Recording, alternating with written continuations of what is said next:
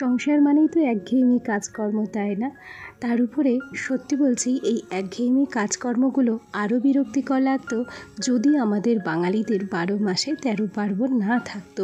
এই সংসারের মাঝে, কাজকর্মের মাঝে আমরা কোথায় হয়তো হারিয়ে যেতাম। শুধুমাত্র এই পুজো আচরাগুলো আছে বলে আমরা প্রতিদিনের সাংসারিক কাজকর্মের মাঝেও একটা আনন্দ খুঁজে পাই, একটা নতুন আশার সঞ্চার জাগে। যাই হোক, অনেক গল্প, অনেক কথা হবে তোমাদের সঙ্গে। তার আগে চলো নিজের পরিচয়টা দিয়ে নিই। নমস্কার, কেমন আছো সবাই? আশা করছি সবাই ভালো আছো, আর আমরাও বেশ ভালো আছি। আমি রিমি। আজকে আমার আরও একটি নতুন ব্লগে তোমাদের সবাইকে অনেক অনেক স্বাগত জানাই। আচ্ছা, কালী পুজো তো শুরু হয়েছিল সোমবারে। আমার বর যেহেতু এবার ছুটি পেয়েছিল না, ও ছুটি পেয়েছিল বৃহস্পতিবারের দিন। ও বৃহস্পতিবারের দিন মোটামুটি দুপুরবেলা ঢুকেছিল। আমরা বুধবারের দিন একটু ঠাকুর দেখতে বেরিয়েছিলাম, মানে আমি, আমার ছেলে আর আমার কাকার মেয়ে। সত্যি কথা বলি, বুধবারের দিন যদি আমাদের বেতাই বাজারে ঠাকুরটা না দেখতে যেতাম, তাহলে দুর্গাপুজোর মতো কালী পুজোটাও কিন্তু আমার একদম নষ্ট হয়ে যেত।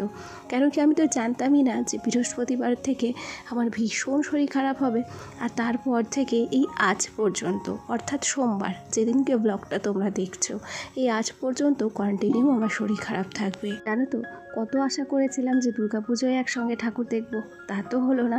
তারপরেও আশা করেছিলাম যে যাকে দুর্গাপুজো যা হয়েছে হয়েছে, অন্তত কালী পুজোটা তো খুব ভালোভাবে দুজনে কাটাতে পারবো।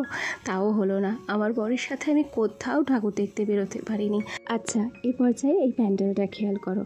জানো, আমাদের বেতাইতে ভীষণভাবে দুর্গাপুজো, কালী পুজো, জগদ্ধাত্রী পুজো খুব ধুমধাম করে হয়। আর এখন যেখানে আমরা ঠাকুর দেখতে এসেছি, যে প্যান্ডেলটা তোমাদের সঙ্গে শেয়ার করছি, এরা প্রতি বছর খুব সুন্দর সুন্দর প্যান্ডেল করে। দেখো কি দারুণ প্যান্ডেলের ডিজাইন, আমার কিন্তু ভীষণ ভালো লেগেছে। প্রত্যেকটা জায়গায় এত সুন্দর কাজ এরা ফুটিয়ে তুলেছে। আর সেই সাথে শুরুতেই দেখলে কাঠের পুতুল। আগে আমরা কাঠের পুতুল দিয়ে কত খেলেছি, এখন সেই কাঠের পুতুল অবলুপ্ত হয়ে গেছে। তবে আজ দেখলাম যে পুরানো জিনিসগুলো আবার নতুন করে ফিরে আসছে। আচ্ছা, সবাইকে শুভ সকালের অনেক অনেক শুভেচ্ছা ও ভালোবাসা জানিয়ে চলো আজকের ব্লগটি শুরু করা যাক। বেশ কয়েকটা দিন হলো সকালবেলা কিন্তু ঘুম থেকে উঠতে পারি না। মোটামুটি ঘুম থেকে উঠতে ওই 8টা সাড়ে 8টা মতো বেজে যাচ্ছে, এতটা পরিমাণ শরীর খারাপ।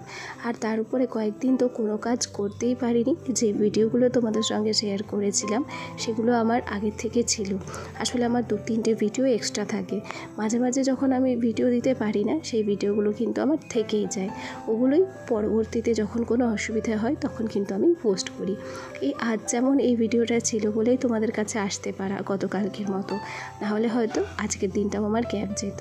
গল্প করতে করতে আজকে শরীরটা একটু ভালো লেগেছিল বলে উঠে ঘরদোর ঝাড় দিয়ে নিয়েছি। তার উপরে জানো তো, বাড়িতে একজন মেয়ে মানুষ থাকা সত্ত্বেও যদি একটা পুরুষ মানুষ সংসারের কাজ করে, তাহলে দেখতে খারাপই লাগে। কয়েকটা দিন আমার ভোরে কিন্তু সমস্ত কাজকর্ম করেছে। আজকে যেহেতু একটু ভালো লেগেছে, তাই সকালবেলা উঠে ঘরদোর ঝাড় দিয়েছি। এখানে প্রত্যেক দিনের মতো সোনার স্কুলও কিন্তু শুরু হয়ে গেছে। খেয়াল করেছো, কুয়াশা পড়া কিন্তু শুরু হয়ে গেছে। আর হয়তো কয়েকটা দিনের অপেক্ষা, তারপর জাঁকিয়ে শীত পড়ে যাবে। তবে এখনও সকালবেলা সোয়েটার পরার মতো শীত কিন্তু আমাদের এখানে পড়েনি। আমার ননদ এসেছিল দুর্গাপুর থেকে। ওরা গল্প করছিল দুর্গাপুরে নাকি ভীষণ ঠান্ডা পড়ে গেছে, ওখানে নাকি সোয়েটার পরতে হচ্ছে। সত্যি কথা বলি, বাঁকুড়া আর দুর্গাপুরের দিকে যে পরিমাণ শীত পড়ে, এই তো মোটামুটি ওই 3 বছর মতো বাঁকুড়াতে থেকে এসেছি। আমার এখন না ইচ্ছেই করে না যে শীতের সময় একটু বাঁকুড়ায় ঘুরতে যাই। বাঁকুড়া, দুর্গাপুরে প্রচুর হাড় কাঁপানো ঠান্ডা পড়ে, জানো তো। সত্যি কথা বলি, শীতকাল তো আমার খুব বাজে লাগে, আর আমি হাড় কাঁপানো শীতকে ভয়ও পাই। আচ্ছা, সোনাকে স্কুলে দিয়ে এখন কিন্তু বাড়ি চলে এসেছি। এই যে পদ্মফুলগুলো দেখছো, এখান থেকে 3টে পদ্মফুল বার করে নেব, ও ঘরে পুজো দিতে দেবো। বাদবাকি সব পদ্মফুলই ও ঘরে দিয়ে দেব। এরপর পদ্মফুলগুলো হয়তো আর এরকম অবস্থায় থাকবে না, এগুলো শুকিয়ে কালো হয়ে যাবে। তবে শুকিয়ে যাওয়ার পরও সেই পদ্মফুল দিয়ে কিন্তু পুজো দেওয়া যায়, জানো তো। আচ্ছা, এখান থেকে মোটামুটি 3টে পদ্মফুল ও ঘরে দিয়ে এসে সোজা আমি এদিকে চলে এলাম। এখন বিছানাটাকে সুন্দর করে গুছিয়ে নেব। আচ্ছা, ভিডিওর এই পর্যায়ে এসে একটা কথা আগে ভাগে না বললেই নয়। আমার যে সমস্ত বন্ধুরা প্রথম থেকে আমার সাথে আছো, পাশে আছো, তোমাদেরকে অসংখ্য ধন্যবাদ জানাচ্ছি। আর আমার যে সমস্ত নতুন বন্ধুরা আজকে ভিডিওটি প্রথম দেখছো, যদি কোনো কারণে আমার এই ছোট্ট ভিডিওটি তোমাদের ভালো লেগে যায়, তাহলে অবশ্যই করে একটা লাইক করো, কমেন্ট করো। আর তোমরা চাইলে আমার এই ছোট্ট পরিবারের একজন মিষ্টি সদস্য হয়ে আমার পাশে থেকে যেও। আর হ্যাঁ, ভিডিওটিতে কিন্তু অবশ্যই একটা লাইক করো, কেন কি তোমাদের ছোট্ট একটা লাইক আর তোমাদের মিষ্টি একটা কমেন্ট আমাকে আরও নতুন নতুন বন্ধুদের কাছে পৌঁছতে সাহায্য করে। জানো তো, টাকার জন্য নয়, এক প্রকার শখের জন্যই এই ইউটিউবে আসা। আমার সংসারের প্রত্যেক দিনের কাজ, আমি কি করছি না করছি, কিভাবে নিজের সংসারটাকে গুছিয়ে রাখছি, সেগুলোই শেয়ার করা, সেই সাথে বাচ্চাটাকেও সময় দেওয়া। নানান রকম কাজকর্মের মাঝখানেও এই যে তোমাদের মধ্যে আসার যে একটা নেশা, এই নেশাটা কিন্তু আর ছাড়াতে পারবো না। কোথায় যতদিন পারবো ততদিন এই প্ল্যাটফর্মে থেকে যাব। বাদ বাকিটা ঈশ্বর জানে যে তিনি আমাকে দিয়ে কি করাবে। দেখো, এটা যদি এক প্রকার নেশা নাই হয়, তাহলে চাইলেই কিন্তু এতদিন আমি চ্যানেলটাকে গ্যাপ দিতে পারতাম। আমার কিন্তু কম দিন শরীরটা খারাপ হয়নি, প্রায় ধরো 7-8 দিনের উপরেই হয়ে গেল। আর তোমরা তো আমার গলা শুনে বুঝতেই পারছো যে পরিস্থিতি কোন দিকে কিংবা পরিস্থিতি কোন পর্যায়ে। গলা দিয়ে কথাই বেরোতে চায় না, তবু একটু ভালো লেগেছিল বলে আজকের ভিডিওটা এডিটিং করে তোমাদের কাছে আমার আসা। আর সেই সাথে বলে রাখি, অনেকের কাছে আমি যেতে পারছি না, সুতরাং তোমাদের আর খুলেও হয়তো বলে দিতে হবে না কী কারণে তোমাদের কাছে পৌঁছতে পারছি না। একটু ভালো লাগুক, একটু সময় দাও, আবার যথারীতি তোমাদের কাছে আমি পৌঁছে যাব। কেউ রাগ করো না প্লিজ, আমার এই অসুবিধাটা একটু বোঝার চেষ্টা করো। এই পর্যায়ে গল্প করতে করতে আজকেও কিন্তু আমার ভাসুর গিয়েছিল মাছ ধরতে, সেখান থেকে শাপলা তুলে নিয়ে এসেছে। কী যে অসাধারণ লাগছে শাপলাগুলোকে দেখতে, ওগুলোকে জড়িয়ে ধরতে মন চায়, কিন্তু জড়িয়ে ধরলে তো গা হাত পা নষ্ট হয়ে যাবে, জামাতে দাগ হয়ে যাবে, তাই ওদেরকে একটু হাত বুলিয়ে এসেছি। আচ্ছা, গল্প করতে করতে এখন কিন্তু আমি শোকেসটাকে ক্লিন করে নিচ্ছি। অনেকে জানো তো আমাকে বলে যে তাদের নাকি ব্লগ করতে ইচ্ছে করে, আমার বান্ধবীরা, আমার আশেপাশের অনেকে, কিন্তু সবার একটাই বক্তব্য যে আমাদের তো ঘর বাড়ি ভালো নয়, তাহলে কি ভিডিও করব। আচ্ছা, এখানে আমার প্রশ্ন, ব্লগ করতে গেলে কিংবা নিজের দৈনন্দিন জীবনযাত্রা শেয়ার করতে গেলে ঘর বাড়ি কি খুব ভালো হতে হবে? পাকা বাড়ি কি হতেই হবে? কাঁচা বাড়িতে কি ব্লগ করা যায় না? সবাই বলে মাটির ঘর, মাটির ঘর, তাতে লজ্জা কি? একটা মাটির ঘরকে যদি নিজের মতো করে সাজিয়ে গুছিয়ে রাখা যায়, তাহলে সেই ঘরটায় তো দিনের শেষে একটা রাজপ্রাসাদের মতো শান্তি দেবে। আমারও তো একটাই টিনের ঘর, তবুও কিন্তু আমি আমার মতো করে ঘরটাকে গুছিয়ে রেখেছি। সত্যি কথা বলি, আমার ঘর বাড়ি নিয়ে আমি কখনো লজ্জা বোধ করি না।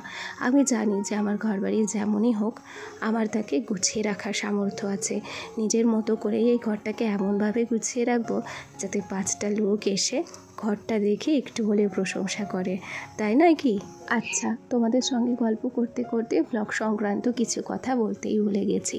শোকেসটা পরিষ্কার পরিচ্ছন্ন করে নিয়ে সোনাকে স্কুল থেকে নিয়ে এসেছিলাম। আজকে রান্না করেছিলাম হচ্ছে মসুর ডাল, আলু সেদ্ধ, সেই সাথে 2টো ডিম সেদ্ধ দিয়েছিলাম, আর কিছুটা ডাল সেদ্ধ কিন্তু আমি রেখেও দিয়েছিলাম। মোটামুটি শর্টকাটে রান্নাবান্না সমস্ত কিছু সেরে তারপর ছেলেকে স্কুল থেকে নিয়ে এসেছি। আর এই যে এখন কিন্তু ওকে খেতে বসিয়ে দেব। আমরা মা ছেলে কিন্তু একসাথেই খাই, ওকেও খাইয়ে দিই, সেই সাথে আমারও খাওয়া হয়ে যায়। 2টো ডিম এখানে সেদ্ধ করে নিয়েছি, সেই সাথে আলুটাও কিন্তু আমি সুন্দর করে মেখে নিয়েছি।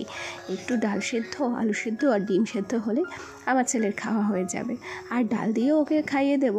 আমি যেহেতু আমার ছেলের সাথেই খাই, সেহেতু আমার তরকারিতে ঝাল খুব কম পরিমাণেই থাকে, যাতে ও খেতে পারে সেই হিসেবেই কিন্তু আমি রান্নাবান্না করি।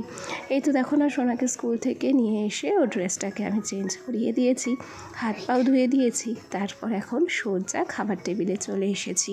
সত্যি কথা বলি, একটাই যদি ঘর হয় এবং সেই ঘরের মধ্যে যদি যাবতীয় সব কিছু হয়, সেই ঘরটাকে গুছিয়ে রাখা, সেই ঘরের প্রত্যেকটা জিনিস কর্নার টু কর্নার গুছিয়ে রাখা, ম্যানেজ করা সত্যি ভীষণ চাপের হয়ে যায়, সত্যি ভীষণ চাপের হয়ে যায়। আমার তো একটাই ঘর, সেজন্য আমি এই জিনিসটা খুব ভালোভাবে ফিল করতে পারি। কী বলো তো, অল্প কয়েকদিনই তো হলো আমরা একটা জমি কিনেছি, যদি আমরা জমিটা না কিনতাম তাহলে হয়তো খুব তাড়াতাড়ি ঘরটা আমরা করে ফেলতে পারতাম। তবে এখন তো এই মুহূর্তে আমার বরকে আর ঘরের জন্য চাপ দিতে পারি না, সেই জন্য আমরা হয়তো কিছুটা দিন হাতে সময় নেব আর কি। যা গল্প করতে করতে এখন ভিডিও শেষ পর্যায়ে চলে এসেছি। সমস্ত কাজকর্ম সেরে রান্নাঘরটাকেও পরিষ্কার করে নিয়েছি। আজ তবে আসি, টাটা সবাইকে।